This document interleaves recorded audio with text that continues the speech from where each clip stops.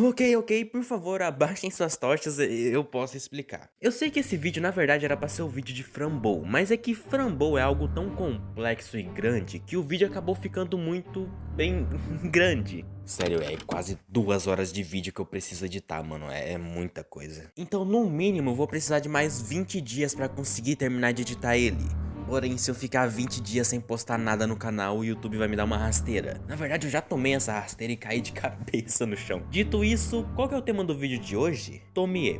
E quem é Tomie? Melhor dizendo, o que é Tomie? Junji Ito. Por muito tempo eu venho ouvindo que Junji Ito é um mestre dos mangás de terror, que ele é incrível e isso e aquilo, e toda vez que eu via isso eu só pensava, meu Deus, que exagero.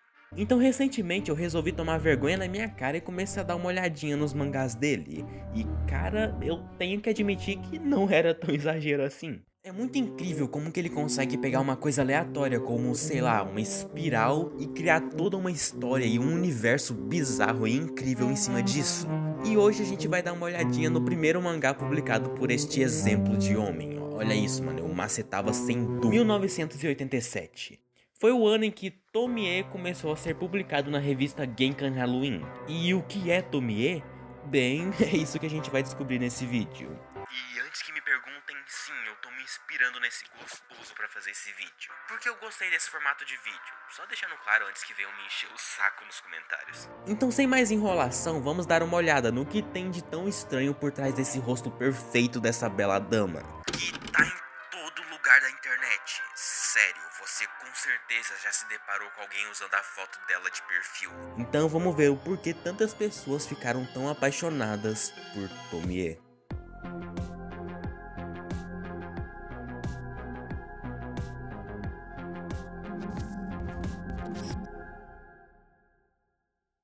A história começa com alguém falando que a amiga dela, a Tomie, morreu. Então nós vemos uma equipe de reportagem entrevistando os alunos e professores. Então descobrimos que não encontraram o corpo da Tomie, mas sim pedaços dela. Pois é, seja lá quem foi o doente que cometeu o crime, fatiou ela em vários pedaços e espalhou pela cidade. Depois a cena corta para a sala de aula, onde o professor Satoru Tagaki tá conversando com a turma dele. Ele diz que tá chocado com tudo que aconteceu ontem e diz que está muito triste e envergonhado pelo que aconteceu com a Tomie. O professor continua fazendo um discursinho, falando que eles precisam levar a morte dela como uma lição e que não importa o quanto eles sintam falta dela, ela não vai mais voltar. Porém, no exato momento em que ele termina essa frase, a porta da sala se abre e quem aparece é a Tomie. Sim, a garota que tinha sido encontrada fatiada em vários pedaços estava ali, bem na frente deles. A sala inteira obviamente fica em choque, porém a cara que eles fazem parece mais uma expressão de nojo e desespero, e não só de surpresa pela amiga deles ter aparecido do nada. Isso é um pouquinho estranho. Mas ignorando isso, a escola toda tá assustada e curiosa com o reaparecimento de Tomie. Uns dizem que ela é um fantasma, outros dizem que ela é um zumbi, e outros só estão completamente perdidos e não fazem a menor ideia do que tá rolando. Então o professor Tagaki aborda a Tomie e pede pra ela acompanhar ele até a sala dos professores. Ela acaba aceitando e quando os dois chegam lá, o professor Tagaki começa a interrogar ela. E ele pergunta se ela é a irmã gêmea da Tomie, já que ele realmente não acredita que ela é realmente a verdadeira Tomie. Ela olha pra ele com uma cara séria por alguns segundos e simplesmente do nada, sério, isso foi muito do nada, ela se joga nos braços do professor e pergunta se quando ela se graduar ele ainda vai casar com ela, indicando que tava rolando alguma coisa entre eles. Então a cena corta para alguns alunos teorizando para tentar entender o que estava acontecendo, já que para eles não fazia sentido nenhum alguém que um dia atrás estava partido em vários pedaços reaparecer assim do nada, como se nada tivesse acontecido. Então um funcionário da escola abre a porta da sala de aula em completo desespero e fala que alguma coisa aconteceu com o professor deles. Quando todos chegam lá, eles encontram alguns funcionários da escola tentando acalmar o professor Tagaki. Pois é, ele simplesmente enlouqueceu. E antes que eles pudessem processar o que estava acontecendo, a Tomie coloca a mão no ombro de um garoto chamado Yamamoto e chama ele para conversar. Bem, depois que o professor Tagaki simplesmente enlouqueceu, a escola toda começou a ficar com medo da Tomie. Todo mundo tava evitando interagir com a Tomie e com qualquer um que se relacionasse com ela. Um tempo depois a gente tem uma conversa entre a Reiko e a Tomie. A Reiko é mencionada no mangá como a única amiga dela. Porém a conversa é interrompida quando a Tomie percebe que a Reiko tá bem ignorando ela. E saca só esse painel aqui. Eu sei que parece bobo, mas eu achei ele muito bom. A arte até aqui tava totalmente consistente e detalhada, até que a Tomie para de andar, fica só o contorno do rosto dela enquanto ela olha pra Reiko com uma cara séria e pergunta: Reiko, você tá me escutando? Tipo, isso passa uma sensação muito, mas tipo muito estranha. A arte inteira do mangá tem um estilo bem único. Apesar de ser o primeiro mangá que o Junji Ito tava publicando, dá pra ver que o cara realmente manjava de desenho. Apesar que tem algumas coisas tortas aqui e ali, mas até que isso contribui pra aumentar a tensão da história. É realmente uma arte fina do finos, meus senhores. Voltando pra história, a Tomie pergunta o que tá de errado e também pergunta o porquê que todo mundo tá agindo estranho com ela. Então a Reiko começa a se questionar se tudo aquilo realmente aconteceu, que talvez a Tomie não tenha morrido de verdade, tenha sido tudo na verdade apenas um pesadelo. Porém, quando ela olha pra trás, ela percebe que a Tomie parou do nada e começou a olhar pra baixo da ponte que elas estavam. Então a Reiko, por algum motivo, simplesmente entra em pânico e sai correndo enquanto fala não, essa ponte não. Enquanto ela corre, ela começa a falar que ela é um fantasma, que não tinha como a Tomie não ser um fantasma. Enquanto ela tá descansando depois de correr que nem uma desesperada, uma mão encosta no ombro dela e ela quase vai de arrasta pra cima depois do susto.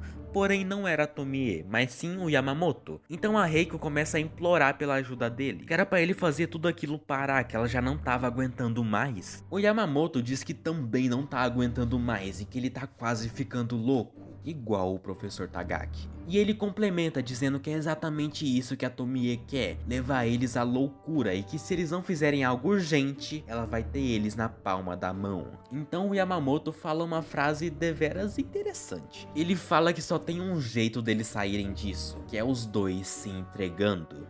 E é agora que as coisas começam a ficar um pouquinho mais claras. A gente volta alguns dias no passado, mais especificamente no dia que a Tomie morreu. O professor Tagaki levou os alunos para uma espécie de excursão em uma floresta que ficava perto da escola. Então nós vemos os alunos felizes, conversando e bem, agindo que nem adolescentes normais. E guarda essa frase, porque ela vai ser um pouco estranha. Porém, o professor diz que já era o bastante por aquele dia e fala que é para eles descansarem um pouco. Os alunos decidem jogar vôlei. Eu acho, o mangá não deixa muito claro o que eles estão jogando, mas julgo eu que é vôlei. Eles perguntam se o Tagaki quer se juntar com eles, mas ele diz que não, porque ele precisa dar uma tragada, porque o homem não é de ferro, né, gente? Então ele se isola em cima de uma montanha perto dos alunos, para que ele consiga fumar e ao mesmo tempo prestar atenção neles. Porque, né, jovem é uma praga, se tu tira o olho deles por um segundo, eles já estão, sei lá, fazendo dancinha do TikTok. Enquanto ele tá lá inalando aquela fumacinha, adivinha quem que spawna do lado dele? Pois é, a Tomie, que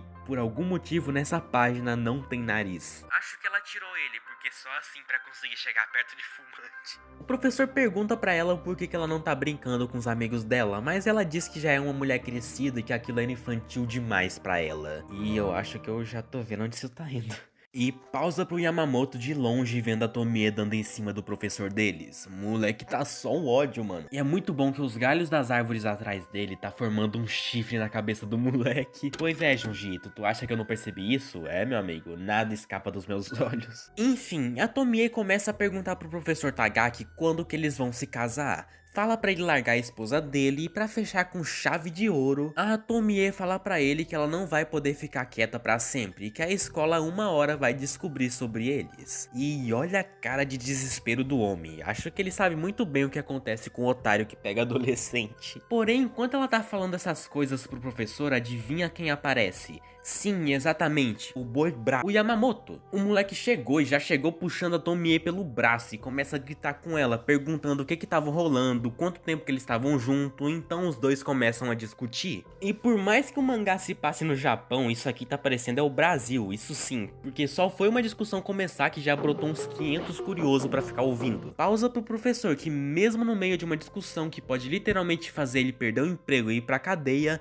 ele tá lá, suavão, fumando um cigarro e fazendo a pose do L do Death Note. Esse, meus consagrados, é um cara que já desistiu da vida faz tempo, meus caros. Bem, a discussão começa a ficar cada vez mais calorosa, até que do nada o Yamamoto simplesmente dá um tapão na cara da Tomie. E olha a cara de um homem que acabou de lembrar que a Maria da Penha existe. Mas acredite em mim, as coisas podem piorar. Porque com o tapa, a Tomie perdeu o equilíbrio e acabou escorregando da montanha e caindo de cabeça no concreto. Sim, a Tomie morreu.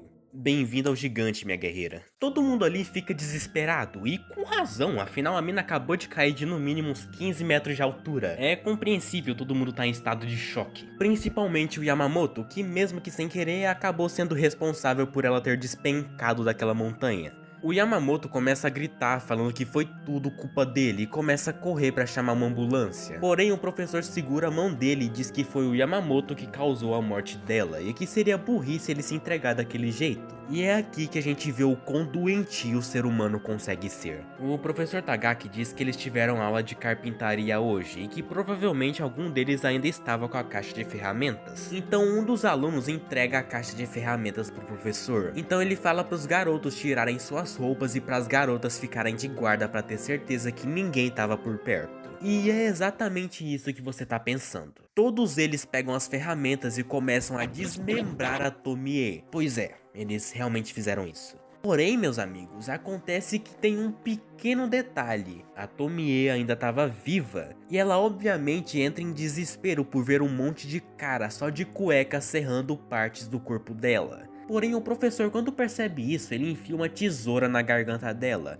assim acabando de vez com a vida da Tomie. E então eles continuam dividindo ela em partes, e cara, isso é simplesmente bizarro. Porque eles começam a pegar partes do corpo dela e falar tipo, nossa, o intestino dela é grande, ela deve ter comido o sanduíche no almoço e tem muita cenoura aqui também. E o Yamamoto tá abraçado com a cabeça da Tomie enquanto fica repetindo o nome dela. E é aqui que uma das coisas que quase sempre tem nos mangás do Junji Ito aparece. E é uma daquelas coisas que ou você ama ou você odeia. Que é a forma como os personagens se comportam em certas situações. E aqui é um ótimo exemplo disso. A colega de classe dele sofre um acidente, e todos decidem e concordam sem nem pensar duas vezes que a melhor forma de se livrar desse problema é picotar o corpo da guria em várias partes e espalhar eles pela cidade. Pra mim isso funciona muito bem e dá até que uma identidade única para as obras dele, já que você nunca sabe o que esperar dele. Mas caso você seja chato e sempre queira algo genérico e medíocre, você provavelmente não vai gostar das histórias dele. Pra mim isso funciona muito bem e nunca chegou a realmente me incomodar.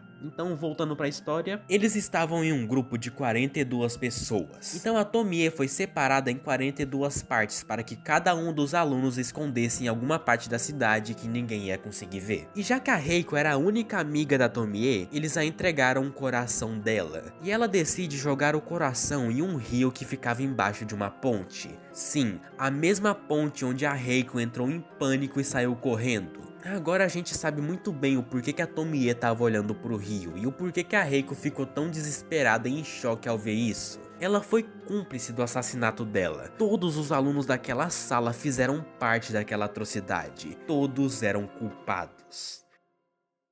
Então voltamos pra Reiko e o Yamamoto correndo em desespero para chegar até a polícia para eles poderem confessar o que a classe inteira fez. Porém eles acabaram trombando com alguns alunos e descobrem que eles de alguma forma descobriram que o Yamamoto queria se entregar. Até aquele momento tava tudo bem, já que ninguém tinha visto eles. Porém a Reiko fala que não consegue ficar correndo mais. Só que ela fala isso mais alto que um megafone, como se eles não tivessem a meio metro de distância dos outros alunos. Então eles obviamente são descobertos e uma perseguição se inicia. Só que essa perseguição não durou muito, porque em poucos segundos eles já são cercados por vários alunos da classe. Então um moleque de óculos aparece e fala que aquilo não fazia parte do combinado deles, e que eles não podiam se entregar, já que todo mundo ia ser preso caso isso acontecesse. Porém o Yamamoto começa a gritar em desespero pedindo para que alguém ajudasse eles. Então o moleque de óculos perde a paciência e tenta matar os dois. E no processo ele acaba desenvolvendo escoliose, porque meu Deus do céu, olha esse pescoço. Ele acaba errando o ataque e acaba tomando um chute bem como que eu posso dizer, bem no cabeçote.